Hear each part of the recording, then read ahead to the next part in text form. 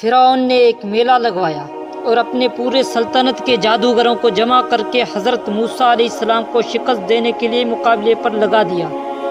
اور اس میلے کے ازدحام میں جہاں لاکھوں انسانوں کا مجموعہ تھا، ایک طرف جادوگروں کا ہجوم اپنے جادوگری کا سامان لے کر جمع ہو گیا،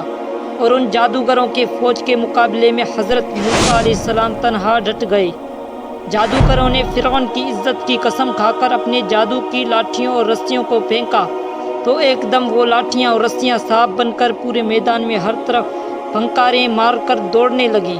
اور پورا مجمع خوف و ہر اس میں بدحواس ہو کر ادھر ادھر بھاگنے لگا،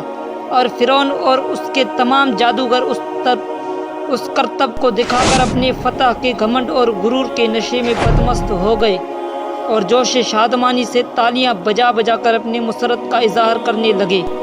کہ اتنے میں ناگہاں حضرت موسیٰ علیہ السلام نے خدا کے حکم سے اپنی مقدس لاٹھی کو ان سانپوں کے ہجوم میں ڈال دیا، تو یہ لاٹھی ایک بہت بڑا اور نہایت ہیبت ناک اژدہا بن کر جادوگروں کے تمام سانپوں کو نکل گیا۔ یہ معجزہ دیکھ کر تمام جادوگر اپنے شکست کا اعتراف کرتے ہوئے سجدے میں گر پڑے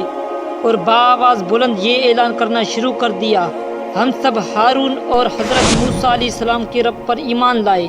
چنانچہ قرآن مجید نے اس واقعے کا ذکر کرتے ہوئے ارشاد فرمایا: اے موسیٰ، یا تو تم ڈالو یا ہم پہلے ڈالیں۔ موسیٰ نے کہا: بلکہ تم ہی ڈالو۔ جب ہی ان کی رسیاں اور لاٹھیاں ان کے جادو کی زور سے ان کے خیال میں دوڑتے معلوم ہوئے تو اپنے جی میں موسیٰ نے خوف پایا۔ ہم نے فرمایا: ڈر نہیں، بے شک تو ہی غالب ہے، اور ڈال تو دے جو تیرے داہنے ہاتھ میں ہے، اور ان کے بناوٹوں کو نکل جائے گا۔ وہ جو بنا کر لائے ہیں وہ تو جادوگر کا فریب ہے، اور جادوگر کا بھلا نہیں ہوتا۔ کہیں آوے تو سب جادوگر سجدے میں گرا لیے گئے، بولے: ہم اس پر ایمان لائے جو ہارون اور موسیٰ کا رب ہے۔